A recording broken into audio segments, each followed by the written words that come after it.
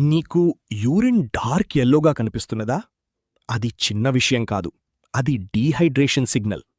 నీ బాడీకి ఫ్లూయిడ్స్ తక్కువగా ఉన్నాయి. కొంచెం వాటర్ ఎక్కువగా తాగాలి. అప్పుడే బ్యాలెన్స్ వస్తుంది.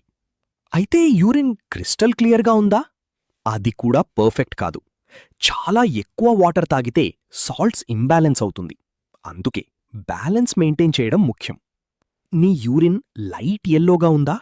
అదే బెస్ట్ సైన్. నీ బాడీ ప్రాపర్లీ హైడ్రేటెడ్గా ఉందని అర్థం. సింపుల్గా చెప్పాలంటే ఎవ్రీథింగ్ ఈజ్ బ్యాలెన్స్డ్. కానీ పింక్ లేదా రెడ్గా కనిపిస్తే దాన్ని ఎప్పుడూ ఇగ్నోర్ చెయ్యొద్దు. అది బ్లడ్ సైన్ కావచ్చు. అలాంటి సిచ్యువేషన్లో వెంటనే డాక్టర్ని కన్సల్ట్ చేయాలి.